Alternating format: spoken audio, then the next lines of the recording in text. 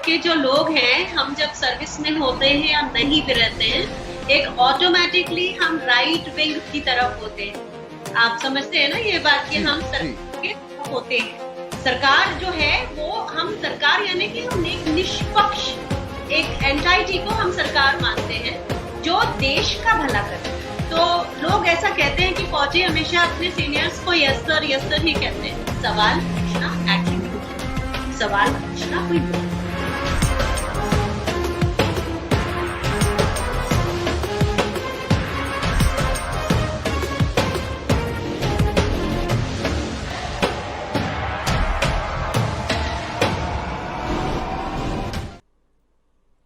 हिंदी की एक कवित्री है कात्यायनी। कात्यायनी की एक कविता है स्त्री का सोचना। कात्यायनी की एक और कविता है हॉकी खेलती लड़कियां।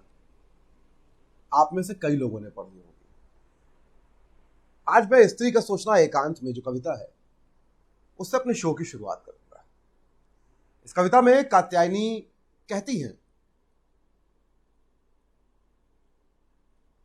चैन की एक सांस लेने के लिए स्त्री अपने एकांत को बुलाती है। एकांत को छूती है स्त्री, संवाद करती है उससे, जीती है, पीती है उसको चुपचाप। एक दिन वह कुछ नहीं कहती अपने एकांत से। कभी कोई भी कोशिश नहीं करती दुख बांटने की, बस सोचती है। वो सोचती है एकांत में और नतीजे तक पहुंचने से पहले ही खतरनाक घोषित कर दी जाती है। इसके बाद एक पुरानी खबर पढ़ूंगा। उच्चतम न्यायालय ने सेना में महिलाओं को स्थायी कमीशन देने की मांग करने वाली याचिका पे सुनवाई करते हुए केंद्र सरकार से कहा था कि 2010 के दिल्ली उच्च न्यायालय के आदेश के बाद इसको तत्काल लागू कर दिया जाना चाहिए। कोर्ट ने कहा कि सामाजिक और मानसिक कारण बता के महिलाओं को इस अवसर से वंचित करना न केवल भेदभावपूर्ण है बल्कि अस्वीकार्य भी है। अदालत ने केंद्र सरकार से कहा कि वो अपने नजरिए और मानसिकता में बदलाव लाए। इसके बाद महिलाओं को युद्ध क्षेत्र छोड़ के बाकी सभी जगह तैनाती मिलने का रास्ता साफ हुआ। आपको यह भी बता दूं कि यह खबर 2020 की है, इस साल फरवरी की। 21वीं सदी बीतने वाली है और अदालत को कहना पड़ता है केंद्र सरकार और आर्मी से कि महिलाओं के साथ भेदभावपूर्ण बर्ताव ना करें। तो साथ ही समाज में आज खूब लड़ी और मर्दानी नहीं। हमारे शो का आज का जो नाम है जिसमें मर्दानी हमने काटा हुआ है लाल रंग से, हम वो क्यों कह रहे हैं, ये बहुत महत्वपूर्ण सवाल है। बचपन से हमें कविता पढ़ते आए, खूब लड़ी मर्दानी, वो तो झांसी वाली रानी थी। औरत को वीर होने के लिए मर्दाना होना क्यों जरूरी है, मर्द जैसा होना क्यों जरूरी है। सेना के अंदर पितृसत्ता वैसी ही है जैसी बाहर है सेना के, या एक वर्दी में आ जाने के बाद, अथॉरिटी मिलने के बाद पुरुष का रवैया और मर्दाना और पितृसत्तापूर्ण हो जाता है। इसे बात करने के लिए हमारे साथ हैं रिटायर्ड विंग कमांडर अनुमा आचार्य जी। इसके पहले हमारे साथ ये सवाल में आ चुकी हैं चीन मामले में बात करने के लिए।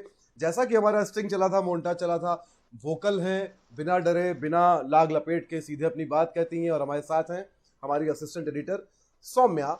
आप सबका स्वागत है जो शो को देखने आए हैं, जो महिलाएं इस शो को देखने आई हैं, जिन्होंने इसको आज खूब फेसबुक पे प्रमोट किया, उनका बहुत बहुत शुक्रिया। जिन्होंने ट्विटर पे इसको प्रमोट किया, उनका बहुत बहुत शुक्रिया। आज का ये शो सास है समाज आपके लिए है। सेना के अंदर झांकते हुए हम सेना के बाहर अपने अपने अंदर भी झांकने की कोशिश करेंगे। मैं दावत दे रहा हूँ सौम्या को कि वो इस संवाद की, इस बातचीत की शुरुआत करें। बिल्कुल। वेलकम विंग कमांडर अनुमा जी।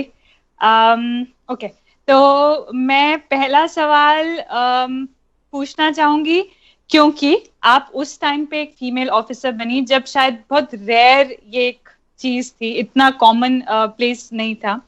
तो कैसे ये पूरा एक्सपीरियंस, आपकी फैमिली का सपोर्ट या आपने कैसा थॉट प्रोसेस था, कैसे ज्वाइन करने का सोचा, उसके बारे में थोड़ा बताइए कि how did you make this decision.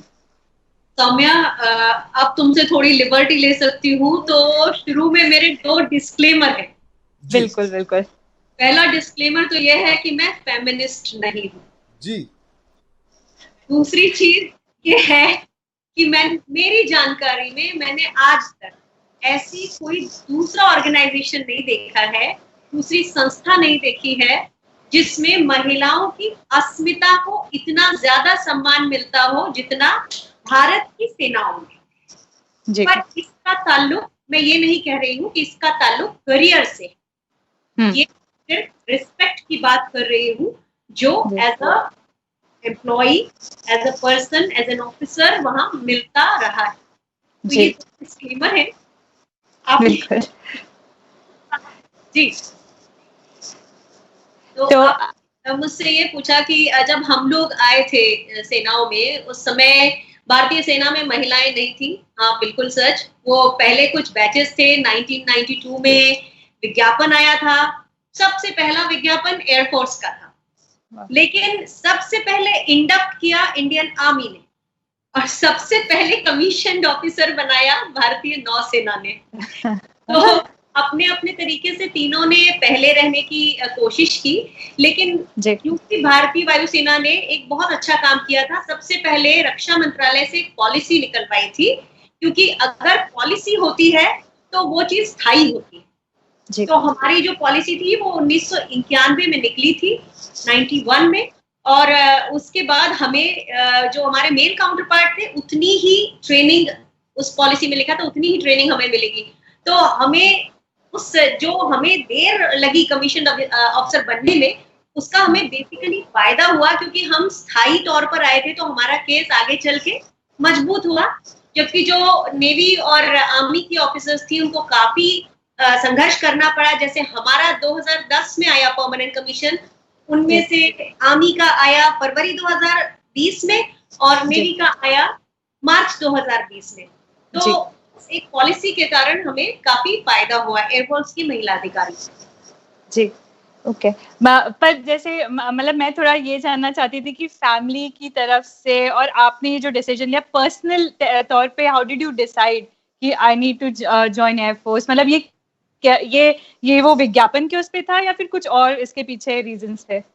नहीं सौम्या, मुझे ऐसा था कहीं से कि मैं आर्म फोर्सेस में तो उस समय एंट्री नहीं थी, तो मैं पुलिस में जाना चाहती थी, इंडियन पुलिस सर्विसेज में जाना चाहती थी। मुझे यूनिफॉर्म का क्रेज बहुत बचपन से था। तो जब कोई दूसरा ऑप्शन नहीं था तो पुलिस एक ऑप्शन था, और मैंने पढ़ाई भी शुरू की थी। लेकिन उसी दौरान मेरे पेरेंट्स की एक एक करके I have lost both of them.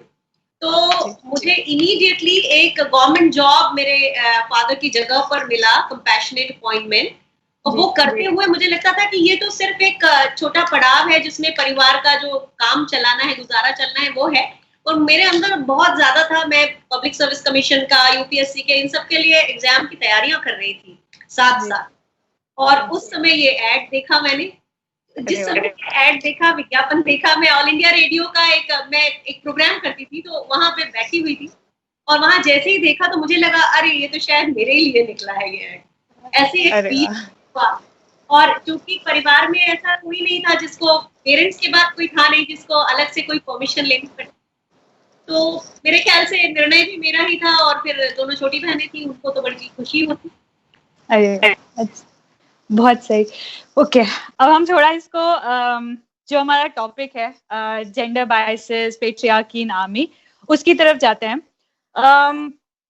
ठीक है, मैं जो सवाल पूछना चाहती हूँ, मैं वो, आपने शुरू में कहा कि आर्मी में अस्मिता और जो बहुत रिस्पेक्ट मिली है as an employee, as an individual, उस सब को ध्यान में रखते हुए मैं सवाल ये पूछना चाहती हूँ, क्या इंस्टीट्यूशनल लेवल पे with in the defence services ऐसी कोई प्रैक्टिसेस हैं या ऐसे कोई सर्कमस्टांसेस आते हैं या फिर ऐसे कोई क्या कहते हैं क्या आपकी सुविधाएं, सर्विसेज ऐसी हैं जो थोड़ी पेट्रियार्कल है, जिनमें थोड़ा जेंडर इनसेंसिटिविटी है? क्या आपको ऐसा लगता है या आपने कुछ महसूस किया है इंस्टीट्यूशन लेवल पे, इंडिविजुअल लेवल पे नहीं बट एक इंस्टीट्यूशन के लेवल पे? शुरुआत की बात करूं तो जो आर्म फोर्सेस का बेसिक स्ट्रक्चर है उसमें एक लेडी को इतना रिस्पेक्ट दिया जाता है। सौम्या, आपको मालूम होगा शायद जैसे कोई भी महिला, चाहे वो किसी जूनियर मोस्ट ऑफिसर की वाइफ हो, अगर वो किसी पार्टी में या किसी इवेंट में पहुंचती है, तो जो सीनियर मोस्ट ऑफिसर्स होते हैं, मेल ऑफिसर्स, वो भी खड़े होके उन्हें सल्यूट करते हैं या खड़े होते हैं कम से कम। अगर कोई महिला एक शिप का गैंगवे क्रॉस करती है, जो पुल जैसा होता है ना, तो every officer present, every seller present, जो भी वहां पे होते हैं, वो उनको सल्यूट करते हैं। तो एक तो वो इसलिए भी होता है कि शिप को शी कहा जाता है, तो लेडीज का भी रिस्पेक्ट तो बहुत ज्यादा है उस तरह। लेकिन वो कब है, जब वो किसी की वाइफ है या वो किसी की सिस्टर या मदर है, तब। जब वो आपकी टीचर है, जो आपकी कुलीग है, तब बात थोड़ी सी बदल जाती है, क्योंकि अब वो प्रोफेशनल वाला हिस्सा आ जाता है। जी। शुरुआती दौर था, उसमें आप ये समझ लीजिए कि पहली पोस्टिंग, जो लगभग हमारी एक पोस्टिंग 2 से 3 साल तक हम मानते हैं, पहली पोस्टिंग में कोई प्रॉब्लम नहीं आती, क्योंकि एक तो हमारा अपना नॉलेज उतना ज्यादा नहीं होता, हम सीखने के उस पर होते हैं।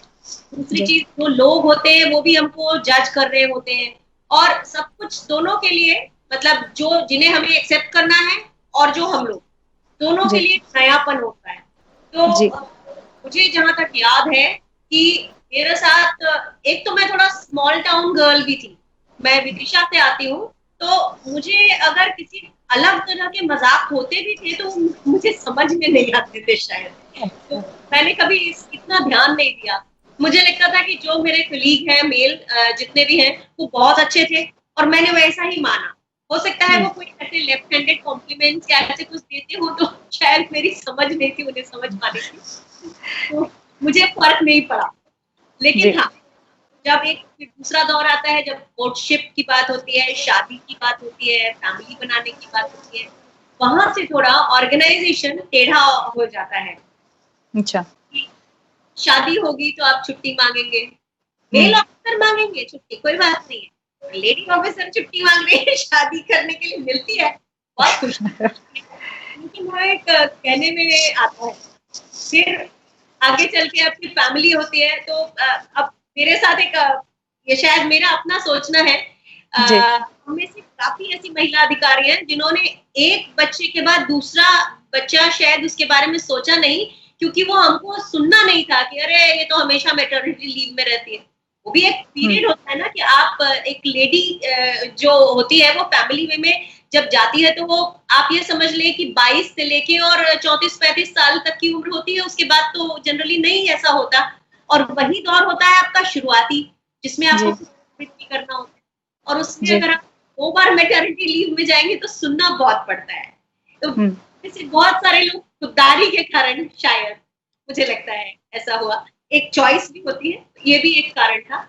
और फिर शादी के बाद वो लोकेशन पोस्टिंग, तो जब तक डॉक्टर्स थी, डॉक्टर्स तो हमारे यहाँ 1947 के बाद से ही है, महिला जो डॉक्टर है तीनों सर्विसेज में है।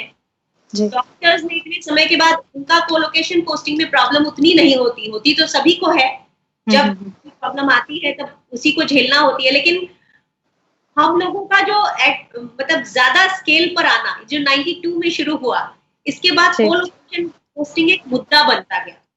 जी, वायुसेना ने ये कहा कि हम आपको ऑल्टरनेट पोस्टिंग कोलोकेशन देंगे, एक बार आप अपने हस्बैंड के साथ रह सकते हो, एक बार नहीं रह सकते।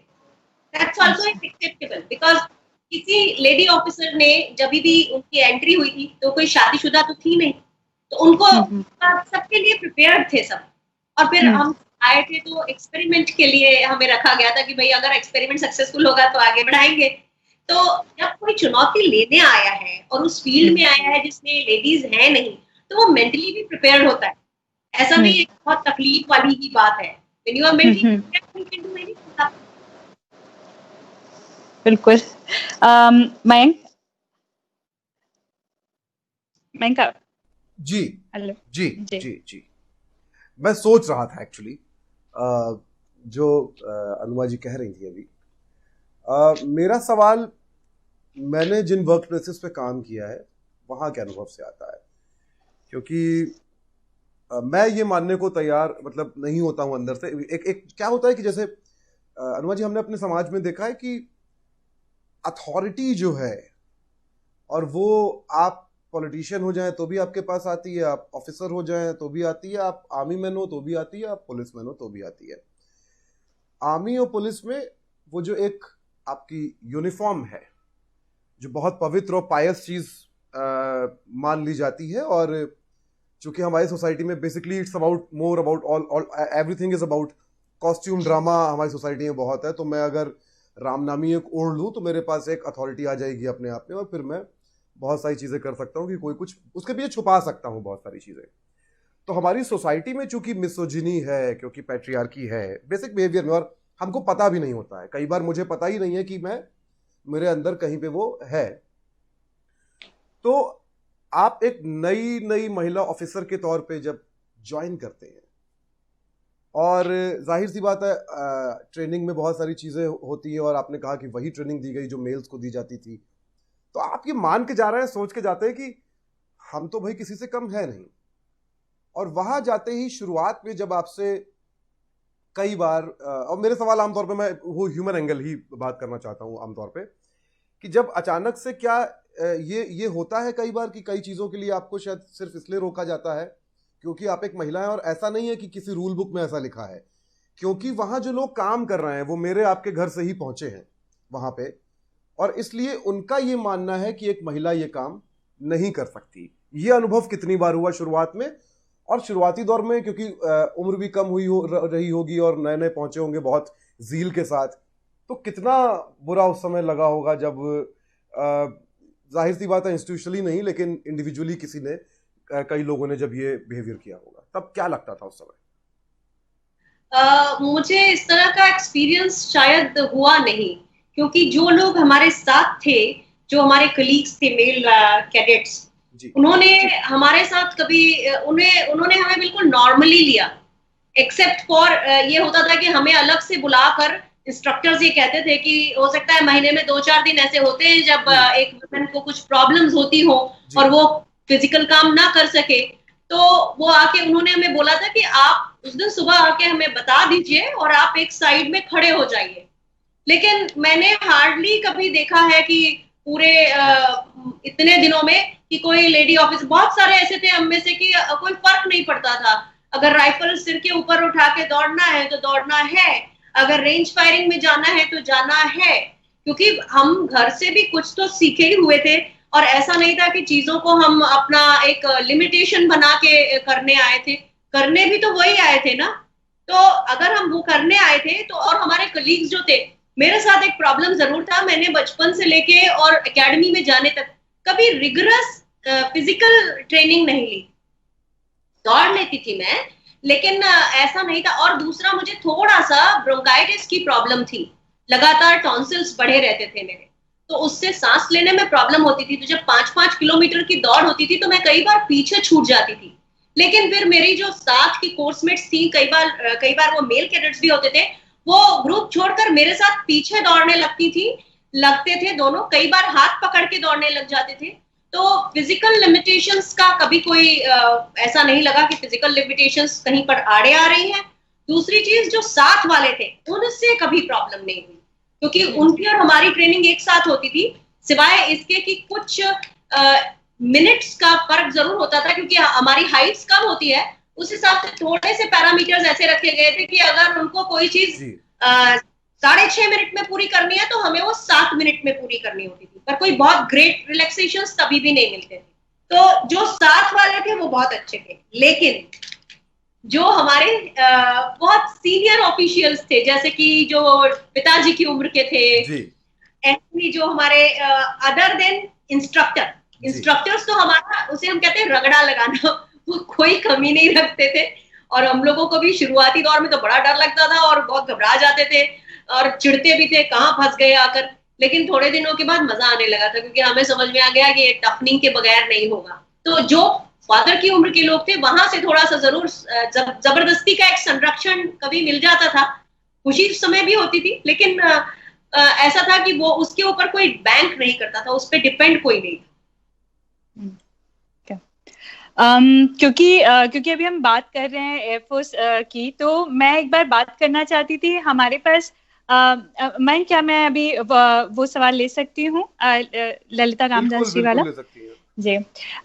तो हम ललिता रामदास जी, जो खुद एक peace, human rights, anti nuclear activist हैं, वो ग्रीन पीस इंडिया की फाउंडर हैं, उनसे हम चाहते थे वो भी एडमिरल जुड़े। रामदास की वाइफ है जी क्या? जी जी जी, बिल्कुल बिल्कुल। तो उनके बारे में दो और बहुत अच्छे ट्रिविया हैं जो मैं बोलना चाहती हूँ, in in addition to her being कि वो एक ह्यूमन राइट एक्टिविस्ट है, फाउंडर है ग्रीन पीस की। वो लक्ष्मी नारायण रामदास की वाइफ हैं, जिनने जो कमांडर इन चीफ, उन्हें 3-4 कमांड्स के होल्ड किए थे, eastern navy, southern naval command, eastern fleet और आईएनएस ब्यास। उसके अलावा वो Indian navy admiral Ramdas ji की बेटी भी हैं, जो हमारे 3rd chief of the naval staff थे। वो हमारे पहले Indian chief of the naval staff थे, उससे पहले जो दोनों थे वो ब्रिटिश थे। तो उनकी काफी इंटरेस्टिंग ब्रिंगिंग रही है, उनकी फैमिली लाइफ रही है। उनसे भी हमने कुछ सवाल पूछे थे इन्हीं सब को लेके। तो हम उसी के बारे में, उनका एक सवाल का आंसर मैं रीड आउट करना चाहती हूँ। वो हमसे जुड़ना चाहती थी, पर अलीबाग में वेदर बहुत खराब है, तो वो जुड़ नहीं पाई इस वजह से। उनसे मैंने पूछा था कि जैसे मैंने आपको ये टॉपिक दे रही हूँ, आपका एक इनिशियल रिएक्शन क्या है? जैसे मैं आपको कहती हूँ कि जेंडर बायस या फिर पेट्रियार्की इन आर्मी या डिफेंस सर्विसेज, आपका पहला रिएक्शन क्या आता है? तो मैं उनका आंसर रीड कर देती हूँ। हमें जरूरी होगा समझना कि जो हम सेना में लोग हैं, हम भी इसी समाज के प्रोडक्ट्स हैं। इसी समाज में जो भी नजरिए से लेकर बर्ताव में धर्म, संस्कृति, सामाजिक, सामुदायिक, जातिवाद का प्रभाव आता है, उससे हम भी परे नहीं हैं। इन सब का आधार कहीं ना कहीं जेंडर, सेक्सिज्म, लिंग भेद या पितृसत्ता हो सकता है। 99% आदमी, भले ही सिविलियन हो या आर्मी मैन, वो शायद अच्छे, सभ्य और भले लोग होते हैं, जिन्हें कोई अंदाजा, समझ या जागरूकता नहीं है कि कैसे पितृसत्ता उनके व्यवहार या बिहेवियर, माइंडसेट, मूल्यों पर प्रभाव डालती है। मैं ऐसा अपने पिता के बारे में भी कह सकती हूँ, जो स्वाधीन भारत के पहले इंडियन आईएनसी थे, जो बहुत आहत और चकित हुए जब मैंने आवाज उठाई उन जोक्स, मजाक, चुटकुलों के खिलाफ जो महिला विरोधी हुआ करते थे, जो हर समाज, हर संस्कृति, हर भाषा, हर समुदाय में व्यापक है। मेरे पति, जो बहुत ही लिबरेटेड और स्वच्छंद ख्याल वाले हैं, बहुत मुद्दों पर उन्हें भी बहुत मेहनत लगी उनकी ट्रिपल कंडीशनिंग से दूर करने की, जो ट्रिपल कंडीशनिंग एजुकेशन, फैमिली और सेना की ट्रेनिंग से भी आती है कभी कभार। सर्विस में बहुत बार, जो अभी अनुमा जी ने भी कहा, मैं उसको रिपीट कर, सर्विस में बहुत बार विनीत या गैलेंट होना सिखाया जाता है कि महिलाओं के लिए दरवाजा खोलो, उनके लिए चेयर निकालो ताकि वो उस पर बैठ सके। पर उन तमाम चीजों के होते हुए भी कई चीजों को ग्रांटेड लिया जाता है, जैसे महिलाओं को घर में ही रहना चाहिए। ये जो डिस्कोर्स है बाहर के समाज में, महिलाओं को घर में ही रहना चाहिए, उनकी जगह उनके पति के साथ है, उन्हें अपनी बातें नहीं कहनी चाहिए। ये सब बातें समझने में और इनसे दूर होने में मेरे पति को थोड़ा वक्त लगा, इस कंडीशनिंग। ये सब बातें सेना में भी कुछ अनकहे नियमों में भी शामिल हो जाती है। हमारी जब 3 बेटियों की पैदाइश हुई और उनकी परवरिश हुई, वो तीनों बहुत ही बोल्ड, टैलेंटेड शख्सियत हैं। उस पैदाइश और परवरिश के प्रोसेस में, उस कंडीशनिंग से मेरे हस्बैंड काफी कुछ सीख सके और काफी डेप्थ आई उसमें। ये मैं बस बताना चाहती थी कि ललिता रामदास जी, जिनकी फैमिली में उनके फादर भी एक एडमिरल थे नेवी में, उनके हस्बैंड भी चीफ ऑफ कमांडर थे नेवी के, उनका आंसर था, हम लोग ने जब उनसे इस क्वेश्चन पे आंसर मांगा, इस क्वेश्चन पे आंसर मांगा। मयंक, मेरा सवाल दरअसल उस समय वही था जब मैं ये बात पूछ रहा था, क्योंकि क्या है कि जब तक कि स्पेसिफिकली कोई जेंडर कॉन्शियसनेस की ट्रेनिंग नहीं होती, और ये केवल, it's not just about army. Army के बारे में हम शायद इसलिए बात कर रहे हैं क्योंकि हमने जो, जैसे सुप्रीम कोर्ट ने अपने बारे में खुद कहा था कि supreme court is supreme but not Infallible. तो आर्मी या कोई भी ऐसा ऑर्गेनाइजेशन जो है, और हमारे साथ सोसाइटी के लिए बहुत घातक होता है जब हम किसी भी चीज को, इधर इट्स एन इंस्टीट्यूशन और इट्स अ ह्यूमन बीइंग, हम उसको जब पायस या अनक्वेश्चनेबल मान लेते हैं, तो ये समाज के लिए घातक है, क्योंकि हम बदलाव को रोक रहे हैं, जिसको भगत सिंह इसको यथास्थितिवाद कहते थे। तो कि हम यथास्थिति, स्टेटस को रहने दे रहे हैं। क्योंकि मेरा सवाल ये है अनुमा जी कि क्या ट्रेनिंग में, जो आर्मी की ट्रेनिंग है, और मैं यहाँ पे वो जो गैलेंट है उस गैलेंट होने की बात नहीं कर रहा हूँ, मैं विनीत होने की बात नहीं कर रहा हूँ, क्या जेंडर सेंसिटाइजेशन की, क्या जेंडर कॉन्शियसनेस की कि हम सबकॉन्शियस ब्रेन में जो हमारे बैठा है, अनजाने में भी कोई ऐसा मजाक, कोई ऐसी बात या ऐसा बर्ताव ना करें जो महिला के साथ भेदभाव करने वाला हो। और इसमें बात केवल मजाक की नहीं है, इसमें बात एक बहुत नॉर्मल चीज की है कि जब तक आप किसी से नहीं कह रही हैं कि मेरा बैग उठा लो, तब तक कोई आपका बैग आगे बढ़ के ना उठाए। क्या इस तरह की ट्रेनिंग्स आर्मी में होती हैं अंदर जब जाते हैं लोग? तो मैं आपको बताऊं कि जब हम जूनियर टर्म और सीनियर टर्म में थे तो हमारी कई तरह की फिजिकल ट्रेनिंग्स हुई थी। उनमें क्रॉस कंट्री दौड़ भी थी, उसमें नाइट मार्च भी था। तो रात को जंगलों में लगातार चलते जाना है और सुबह तक चलते थे। और जिस तरह की जो लाइट एक जंगल में नेचुरली अवेलेबल है वो, क्योंकि हमारे पास उन दिनों तो मोबाइल कहाँ थे, मोबाइल 93 वगैरह में कोई मोबाइल नहीं थे, तो ये सब था। तो हम करते थे, अपने आप चलते थे कई किलोमीटर्स, एक एक रात में 14 से लेके 20 किलोमीटर तक चलते थे हम। और काफी जंगलों में से, ऐसी जगहों में से जहां से रास्ते नहीं थे, वहां रास्ते निकाल निकाल के चलते थे। तो कभी भी ये नहीं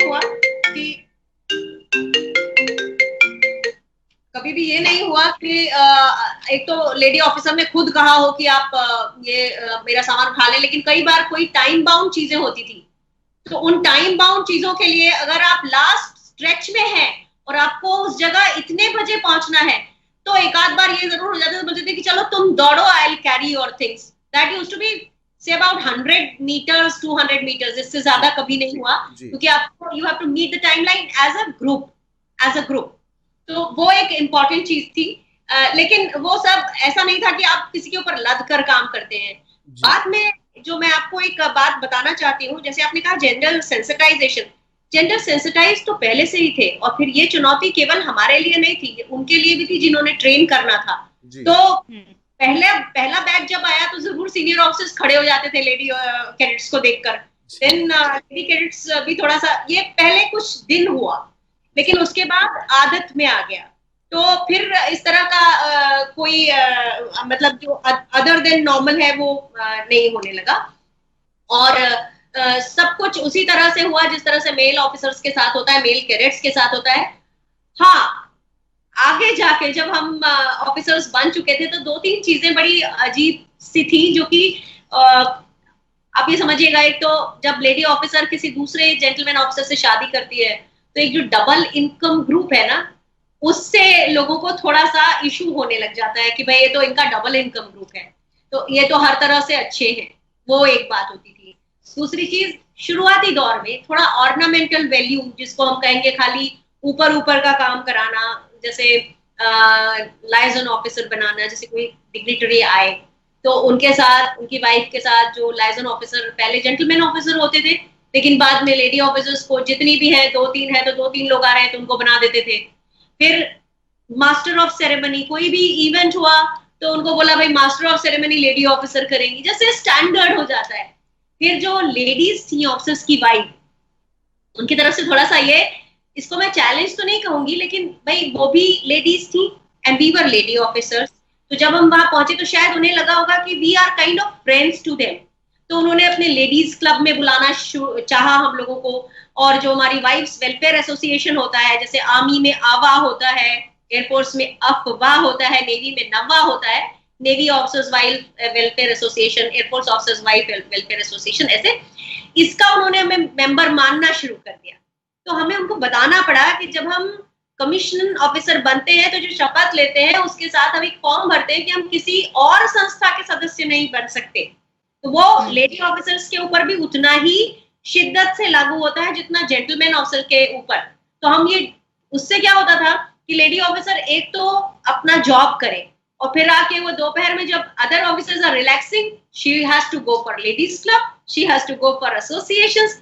सो from the day one, some of us who were very clear, we said we cannot be a member of any, and very politely we had to say you can't annoy the ladies, because आप उनका हमेशा respect ही करते आए हैं, और आपने भी वही सीखा है जो मेल ऑफिसर सीखते हैं कि लेडीज का तो रिस्पेक्ट करना ही है, भले ही हम लेडी ऑफिसर हैं but we are again officers. तो एक वो बात थी। 2-3 चीजें जो मैंने बताई, एक तो ऑर्नामेंटल थोड़ा ट्रीटमेंट, दूसरा लेडीज क्लब वगैरह से हमारा मना करना, और तीसरा जो है वो डबल इनकम ग्रुप वाला एक जिसको मैं जेलस बोलूंगी या क्या बोलूंगी, थोड़ा स्पेशल ट्रीटमेंट अलग हो जाता था, कभी कभी इंडिफरेंट भी हो जाता था वो। ये 3 चीजें जो थी बड़ी पिक्यूलियर सी थी शुरुआती दौर।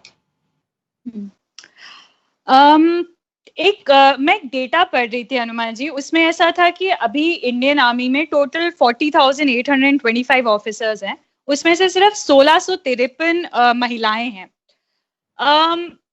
तो मैं आपकी सारी बातों से सहमत होते हुए कि हाँ शायद आर्मी में बेटर रिस्पेक्ट है, हो सकता है, ये सारी चीजों से सारी चीजों से सहमत होते हुए एक बात पूछना चाहती हूँ, तो इतना कम नंबर जो है आर्मी ऑफिसर्स विमेन होने का, एक कारण तो ये हो सकता है कि बहुत लेट स्टार्ट हुआ, ठीक है, मैं मानती हूँ। मैं एक दूसरा कारण जानना चाहती हूँ, क्या अभी भी प्रमोशन जो होते हैं उनमें कहीं किसी तरह से जेंडर बायस आ जाता है, क्या किसी तरह के सवाल उठाए जाते हैं, मतलब क्यों है ये नंबर अभी तक इतना कम? आपको क्या लगता है? इस सवाल का जवाब थोड़ा सा लंबा होगा, पर मैं जल्दी बिल्कुल।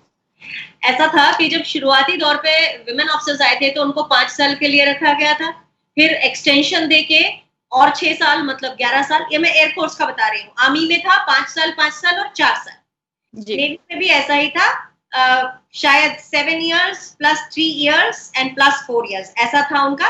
और एयरफोर्स का था 5, 6 और 4, तो 15 years हो गया, बाकी दोनों का 14 years हुआ। तो इसमें जब भी नंबरिंग होती है, एयरफोर्स में इस तरह का है और आर्मी में भी है, नेवी में भी है, जब अप्रेजल्स होते हैं तो ये कहा जाता है कि भाई तो शॉर्ट सर्विस कमीशन ऑफिसर है, इनको तो आगे जाके ऑर्गेनाइजेशन से बाहर निकल जाना है, तो इन्हें ज्यादा नंबर देके करियर जैसे नंबर देने से होगा भी क्या।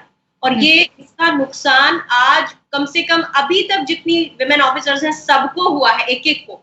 अब जो परमानेंट कमीशन होने के बाद जो बैचेस अब शुरू होंगे, शायद वो इससे बच सकें, लेकिन सभी महिला अधिकारियों को इस प्रॉब्लम से जूझना पड़ा है। क्योंकि क्या होता है, जब एक permanent commission male officer entry करता है और जिस दिन वो अधिकारी बनता है, तब से उसका करियर पाथ कार्विंग शुरू हो जाती है, मतलब उसका एक बनना शुरू होता है कि भाई चौथे साल में ये वाला कोर्स करेंगे, छठे साल में ये करेंगे, 8वें साल में इनको ये वाली पोस्टिंग एक जरूर लेनी चाहिए इस प्रोफाइल पर, फिर एक पोस्टिंग ये होनी चाहिए, फिर एक इंस्टीट्यूट में जाना चाहिए, फिर एक एग्जाम एक्स्ट्रा देना चाहिए। उन सभी चीजों से विमेन ऑफिसर्स को डिप्राइव कर दिया गया। तो जब आपके करियर का खाका ही नहीं बना तो आप परमानेंट कमीशन ले भी लो, प्रमोशन में क्या 2-4 लोग, किसी एक कोई कर्नल बन जाता है, पेपर्स इतनी बुरी तरह छाप देते हैं, एक कर्नल बन गई, कर्नल बन गए, अरे एक बन गई और 1600 में 1700 में से एक बन गई, हो सकता है ड्यू थी 100 में से एक बनी, तो क्या उसको हम क्या मानेंगे, बराबरी की अपॉर्चुनिटी मिलना मानेंगे। इसी तरह से एक आपने ये बोला कि अच्छा, दूसरी चीज ये प्रमोशन के बारे में आपने पूछा, तो प्रमोशन का मैंने आपको ये बताया कि तो कार्व्ड नहीं हुआ।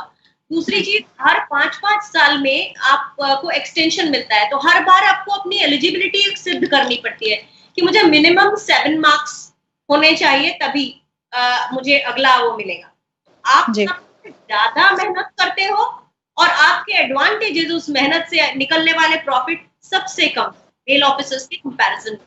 अगर मुझे इस साल फॉर एग्जांपल वायुसेना अध्यक्ष का प्रशंसा पत्र और मेडल मिला है और मेरे साथ दूसरे मेल ऑफिसर को भी वही मिला है, तो अगर आप नंबर देखेंगे तो हो सकता है मेरे नंबर 7.2 हो और उसके नंबर 8.1, 8.2 हो या 8 हो, तो ये फर्क शुरू से हो जाता है। और फिर ऐसे में जब प्रमोशन के लेवल पर पहुंचते हैं, हर बार वही बैरियर पास करते हुए कि भाई इस बार आपको 5 साल का एक्सटेंशन दिया, इस बार 4 साल का दिया, अब आप परमानेंट कमीशन में जा रहे हो, फिर आपको वहां पे आप हर बार यू आर लूजिंग आउट।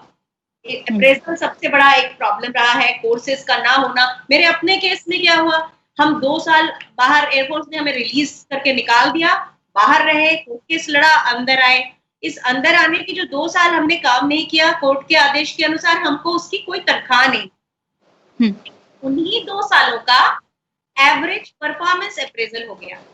एक तो ऐसे ही हम बीच के 2-3 साल गायब थे, 2 साल, और जब लौट के आए तो उसमें एवरेज मार्क्स मिल गए, जैसे समथिंग लाइक 7 में से। तो नंबरिंग ऐसे 10 नंबरिंग होती है। इसी तरह से आर्मी ऑफिसर्स के साथ होता है, कि जेंटलमैन ऑफिसर्स को 9 पॉइंटर्स मिलते हैं, लेडी ऑफिसर्स अगर बहुत अच्छा करेंगी तो 8 पॉइंटर मिलते हैं। तो शुरू से ही वो करियर की तरफ बढ़ ही कहाँ पाती है। अच्छा, उसका मेन कारण क्या है कि जो हमारा जितने भी ऑफिसर्स हैं, मेल ऑफिसर्स, जो ऊपर तक जाते हैं तीनों सर्विसेज में, वो सभी एनडीए से आते हैं। एनडीए में 4 साल तक केवल बॉयज रहते हैं और वहाँ पर कोई वुमेन उनके साथ होती नहीं। तो जिस समय वो आते हैं तो उनका कंपटीशन बॉयज से ही होता है। अचानक ही ये पिगली इंसान उनको दिखता है कि ये वुमेन ऑफिसर कहाँ से हमारे कंपटीशन में आ गई, तो या दूसरों के कंपटीशन में आ गई, तो उसको शायद वो कहीं पर अंदर से एक्सेप्ट नहीं करती। एक ये दूसरी चीज, हमारे जो अलग अलग ब्रांचेस होती है आर्म फोर्सेस में, जो होता है अलग अलग ब्रांच, हमारे यहाँ केवल एजुकेशन ब्रांच है, उसमें महिला अधिकारी प्रमोट हो पाई है क्योंकि उस ब्रांच में वही सबसे प्रतिभाशाली रही। बाकी जो पहले से मेल ऑफिसर थे वो जनरली एक लंबे रूट से आते हैं, मतलब पहले वो जवान होते हैं, फिर एक एग्जाम देते हैं अपने उम्र के 35वें या 40वें साल में, और फिर 10 साल के लिए वो अधिकारी बनते हैं। तो इन दोनों के परफॉर्मेंस में काफी अंतर होता है। तो एक तरह से ये नो कंपटीशन वाली जगह होती है, और वहां पर कंपटीशन तो फिर भी है हर एक के लिए, लेकिन कम कंपटीशन हो जाता है। और वहां पर जैसे मेरी ब्रांच, अपनी ब्रांच है, आज 10 कोर्सेज 11 कोर्सेज निकल गए, अब जाके सिंगल एक लेडी ऑफिसर जो है वो पहली बार प्रमोट हुई है। और दुख इस बात का है कि जो पहले 10 बैचेस की महिला अधिकारी थी, एक से एक मल्टी टैलेंटेड थी वो, लेकिन पूरा करियर उनका सिर्फ इसलिए खत्म हो गया क्योंकि वो शुरू से लेकर आखिरी तक उनके नंबर्स उस तरह से नहीं मिले। तो प्रमोशन का एक प्रॉब्लम बिल्कुल और रहेगा जी। मैं इसको थोड़ा सा आउटसाइड लेके जाना चाहती हूँ आर्मी और मयंक, आपका कोई सवाल है तो प्लीज बताइए। मेरा सवाल है पर मैं बाद में लाऊंगा, इन सारी चीजों से जोड़ता हुआ सवाल है। जी, ओके। आपने कहा कि मल्टी टैलेंटेड ऑफिसर्स थी 10 साल तक, लेकिन प्रमोशन में कहीं ना कहीं वो एवरेज आउट मार्क्स होते रहे, ओवर द इयर्स ऐड होते रहे, और कहीं ना कहीं वो वंचित रह गए उन प्रमोशन से। क्योंकि मयंक ने उससे स्टार्ट किया था, वो हमारे शो का टाइटल भी है, हमको बार बार सेम पोएम सुनने को मिलती है जब भी हम विमेन की ब्रेवरी की बात करते हैं। खूब लड़ी मर्दानी वो तो झांसी वाली रानी थी, बुंदेले हर बोलो के। ये सेम डिस्क्रिप्शन बचपन से सुनती आ रही हूँ। मुझे लगता है कि मेरे से पहले वाले लोग भी ये सुन रहे होंगे, मुझे लगता है मेरे बाद वाले लोग भी ये सुन रहे हैं। क्या आपको नहीं लगता है वक्त आ गया है नए एडजेक्टिव्स, विशेषण या नई पोएम्स, एटलीस्ट नए डिस्कोर्स का to describe a women's bravery, courage, valour, सब कुछ, मतलब, और सिर्फ यही नहीं, बाकी सारी चीजें जो आर्मी एक ऑफिसर को जरूरत होती है। तो मैं उसके बारे में आपसे जानना चाहती थी कि डोंट यू गेट टायर्ड कि बाहर बस यही एक वो है? मैं बहुत कुछ आपके साथ में हूँ जो आप कह रहे हैं, क्योंकि आप एक नए फील्ड में जरूर गए जहां पहले केवल मेल थे, लेकिन आप ये जानते बूझते गए कि आपको पता था कि उस तरह की चुनौतियां होंगी। आपकी यूनिफॉर्म भी ऑलमोस्ट वैसी थी, पर वो उसमें कंफर्ट ज्यादा है, उसमें कोई मेल जैसा बनने की चाह नहीं है, वो कन्वीनियंट होती है इसलिए आप वो पहनते हैं। और अगर आपके अंदर जो एक लेडीज के अपने महिलाओं के गुण होते हैं, एक तो एम्पैथी, तो उसके कारण उनका इमोशनल कोशिएंट बहुत अच्छा होता है। दूसरा, थोड़ी मैच्योरिटी ज्यादा होती। देखिए, मुझे आप इस पे कुछ भी कह सकती हैं, लेकिन मेरा मानना है कि सेम एज ग्रुप की एक विमेन और एक जेंटलमैन में थोड़ा विमेन को मैं समझती हूँ वो मैच्योर होती है, डीलिंग भी वैसी होती है। थोड़ा जैसा मैंने बोला कि एम्पैथी के कारण दूसरों के साथ बॉन्ड बहुत अच्छा बनता है, अपने जूनियर्स के साथ खास तौर पर। तो अपने फेमिनिन जो उनके गुण हैं, अब इनको भी हम अगर फेमिनिन और मैस्कुलिन में बहुत समय से चलता आया है, लेकिन उन गुणों के साथ, और अगर वो वही काम करती है जो दूसरे पुरुष कर सकते हैं, सेना हो या कॉर्पोरेट सेक्टर हो, तो ये मर्दानी वाला जो एक की जो भाषा है, मुझे लगता है एक अच्छे प्रोफेशनल में जेंडर का ज्यादा सवाल आना नहीं चाहिए। और मैं भी आपकी इस बात के बिल्कुल साथ में हूँ कि इस तरह से जो डिफाइन परिभाषित किया जाता है महिलाओं को, उसको बदलने का समय अब आ चुका है। बिल्कुल। अब मा- समय आप चाहें तो मैं जी जी जो बिल्कुल सवालों बिल्कुल। के गट्ठर बांध के बैठा हुआ था, मैं उनको एक साथ मिला रहा हूँ। सुप्रीम कोर्ट ने जब अभी सरकार को फरवरी में जो है डांट लगाई, पहली बात कि क्या सेना जो है, चूंकि वो रक्षा मंत्रालय के अधीन है, एक दूसरा स्थायी कमीशन देने को लेकर रक्षा मंत्रालय जाहिर सी बात है सेना और सेना के उच्च अधिकारियों से सलाह लेगा, और उसने ली भी थी, ऑन द रिकॉर्ड जो है वो रिकमेंडेशन लेगा, उनकी सलाह मांगी जाएगी। तो क्या सेना में जाहिर सी बात है जो ऊपर का जो पूरा एडमिनिस्ट्रेशन है, जो भी अधिकारी हैं, या क्योंकि इसमें नीचे के लोगों का फैसला नहीं है, या सरकार, क्या वो अभी तक, क्योंकि सुप्रीम कोर्ट ने डांट लगा दी, उसके बाद तो कोई विकल्प नहीं बचता है सरकार के पास, वो मजबूरी है लागू करना उसको, लेकिन क्या वहां पर अभी भी ये जेंडर स्टीरियोटाइप है कि महिलाओं को स्थायी कमीशन देने की जरूरत नहीं है, यानी कि उसको शौक पूरा करना है या बराबरी थोड़े दिन की चाहिए तो आ जाए आर्मी में, स्थायी कमीशन की जरूरत नहीं है, आए काम करे और कुछ दिन काम करके चली जाए, है ना। तो ये भी हो जाएगा कि भाई हाँ, जैसे जैसे हमारे यहाँ महिलाएं पढ़ लेती हैं, बहुत सारी डिग्रियां कर लेती हैं, उसके बाद शादी कर लेती हैं और खाना पकाती हैं, बच्चे पालती हैं।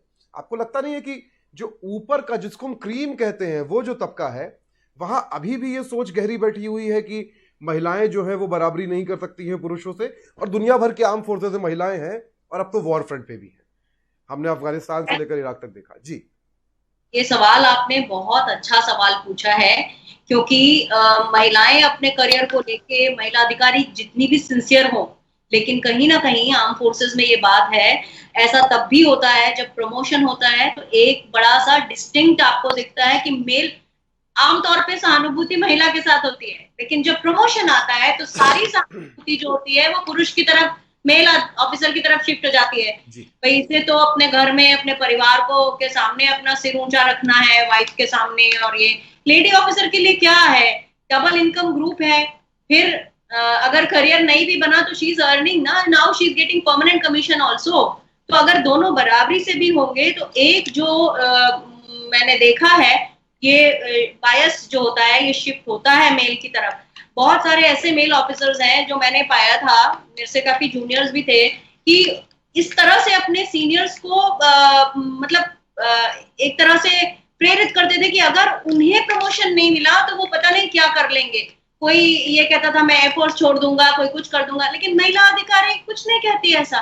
तो ऐसे जगहों पर मैं मानती हूँ इसमें क्योंकि कमांड पोस्टिंग को लेके भी टोटली बैन था, एक सुप्रीम कोर्ट ने उसको लेके भी, मतलब चंद्रचूड़ साहब ने उसको लेके कमेंट किया है कि आप पूरी तरह से कमांड पोस्टिंग महिलाओं की जो है उसको प्रतिबंधित नहीं कर सकते। और 14 साल की सर्विस वाला जो पूरा मामला था, ये तो अपने आप में एक तरह का डिस्क्रिमिनेशन है कि आप महिला के लिए कह रहे हैं कि 14 साल की सर्विस पूरी कर ली है तो उसको स्थायी कमीशन देना जो है वो न्याय का द्रोह है, जबकि पुरुष को तो आप दे ही रहे हो। मैं ये कह रही हूँ कि तीनों सर्विसेज में अलग अलग तरीके का माहौल है। एयरफोर्स सबसे ज्यादा लिबरल निकली, उसने अपने जो विमेन ऑफिसर्स को जिस भी ब्रांच में है, जो सेक्शन हेड का या अपने इस तरह का जो हेड होते हैं, इस तरह की पोस्टिंग्स देना शुरू कर दिया था, और तभी कर दिया था जब महिला अधिकारियों को परमानेंट कमीशन नहीं भी मिला था। लेकिन आर्मी में क्या हुआ कि जो महिला अधिकारी पहले रिलीज ऑर्डर देके उनको बाहर निकाला, और बाद में वो सर्विस में आई दोबारा कोर्ट के ऑर्डर के हिसाब से, उनको परमानेंट कमीशन तो नहीं मिला था, लेकिन आर्मी को ये ताकीद कर दी गई थी कि आप इनकी नौकरी नहीं छीन सकते, इनको आप नौकरी करने दीजिए, जब परमानेंट कमीशन का केस होगा तब होगा। तो इन महिला अधिकारियों के साथ जो व्यवहार हुआ है, आप बिलीव करेंगे, आर्म फोर्सेस इतना ज्यादा हायरार्की वाली होती है, जूनियर के अंडर में सीनियर कोई काम नहीं करना चाहता, पर ऐसी महिला अधिकारी हैं जो अलग ब्रांच में, जैसे मान लिया एग्जाम्पल के लिए ऑर्डिनेंस ऑफिसर को एजुकेशन ऑफिसर की जगह में काम करने को कहा, और लेफ्टिनेंट कर्नल महिला ऑफिसर को मेजर के अंडर में रख दिया। तो ऐसा लगा जैसे कि महिला अधिकारियों का कोई अहम नहीं होता, उनके अंदर किसी तरह का एस्टीम नहीं होती, केवल ये मेल ऑफिसर्स के लिए ही है। तो लेडी ऑफिसर्स जब परमानेंट कमीशन की लड़ाइयां लड़ रही हैं, उस समय उन्हें बहुत कुछ झेलना पड़ा। अब बात करें नेवी की। नेवी में एक तो सुप्रीम कोर्ट से, जैसे जो बात आप कर रहे हैं, 2 दिन पहले नेवी को कहा गया क्या ये बात 2010 से नहीं कह रही है? पहले दिल्ली हाई कोर्ट ने हमारे 2010 का फैसला था दिल्ली हाई कोर्ट का। उसके बाद फिर फरवरी 2020 में कहा, फिर मार्च 2020 में कहा। तो एक जिद की तरह आर्म फोर्सेस जो है ये मतलब ये प्रमाण है। मैं ऐसा नहीं, मेरा सवाल मैम यही था अनुमा जी, मेरा सवाल एक्चुअली यही मैं पूछना चाहता, क्योंकि 2019 में ये 8 धाराओं वाली अधिसूचना आ गई थी, यानी कि 9 साल लगे पहले दिल्ली हाई कोर्ट के फैसले को कंसेप्चुलाइज होने में, उसका अधिसूचना नोटिफिकेशन जारी होने में। लेकिन नोटिफिकेशन जारी होने के बाद भी सेना की तरफ से इस पर जब पहल नहीं हुई, तब सुप्रीम कोर्ट को जो है इस मामले में बीच में आना पड़ा। मेरा सवाल यही था कि इस तरह की जो रिलक्टेंस है, इस तरह की जो मतलब हट है जिसे कहते हैं, वो क्यों है कि सुप्रीम कोर्ट बोलेगा उसके बाद ये सब शुरू होगा। और अब अगर ये सब बेमन से शुरू होता है तो क्या इसका असर अप्रोच और रवैये में देखने को नहीं मिलेगा महिलाओं के प्रति? एक तो वो वही मैंने आपको बताया कि जो एक्स एनडीए जो ऑफिसर्स होते हैं, जो एनडीए से पास आउट होते हैं, उन्हें लगता नहीं है कि महिलाएं उसी अथॉरिटी के साथ काम कर सकती हैं। कहीं ना कहीं उनके मन में ये भावना है कि उन्हें करियर प्रोफाइल देने का कोई खास फायदा नहीं है। It is just like another income for that. वो ये ले नहीं पाते हैं कि ये प्रोफेशन है उनके लिए भी। और उतने ही मतलब जील के साथ वो भी महिला अधिकारी भी आई हैं जितने जील के साथ एक मेल ऑफिसर आता है। बहुत सारी जगहों में इस तरह का एक आपको डिस्क्रिमिनेशन देखने को मिलता है। ना केवल एक और चीज है कि ये जो केस हम जो बिट्स एंड पीसेस में जो जिन केसेस को सामने सुनते हैं, न्यूज़पेपर में देखते हैं, इनके अलावा भी कई तरह के जजमेंट्स आए हैं। किसी में कुछ एक बैच है, 3 महिला अधिकारी किसी बात पर लड़ रहे हैं, उनको आधा जजमेंट मिला है। कोई एक अधिकारी किसी और दूसरी बात के लिए लड़ रही है, उसे दूसरे तरह का जजमेंट मिला है। तो अभी कोई एक जैसा जजमेंट भी तीनों सेनाओं को नहीं मिला है। एक जैसे एयरफोर्स में एयर ट्रैफिक कंट्रोल ब्रांच है और उसकी महिला अधिकारियों को परमानेंट कमीशन मिला हुआ है, लेकिन नेवी में इसी एक ब्रांच को एक्सक्लूसिव सिंगल आउट कर दिया है कि भाई इसकी महिला अधिकारियों को हम परमानेंट कमीशन देंगे ही नहीं। तो जबकि सिविल में महिलाएं रडार कंट्रोलर हैं, एयर ट्रैफिक कंट्रोलर हैं, सिविल एविएशन के साथ जब हो सकता है तो फिर नेवी को प्रॉब्लम क्या है? ये हम अपने आप का एक गलत एग्जाम्पल दिखाते हैं लोगों को।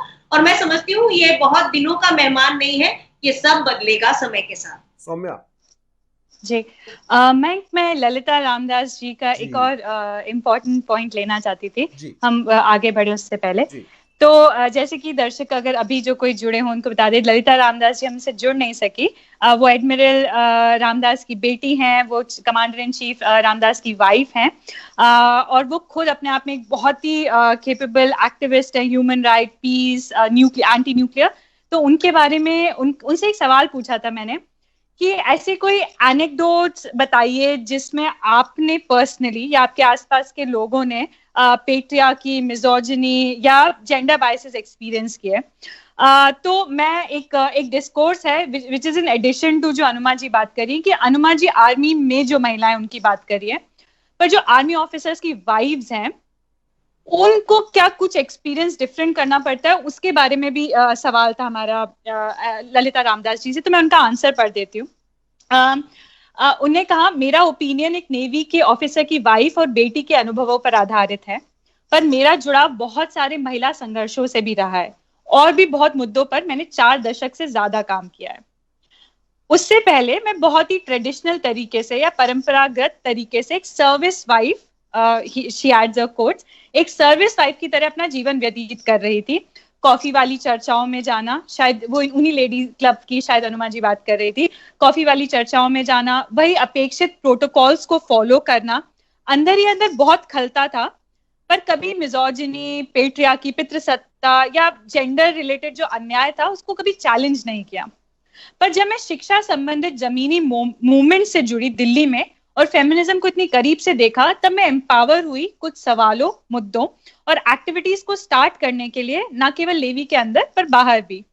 और मेरे पति जो चीफ इन कमांडर थे, उन्होंने मेरी इस आर्मी की हायरार्की को नेविगेट करने में थोड़ी मदद भी करी।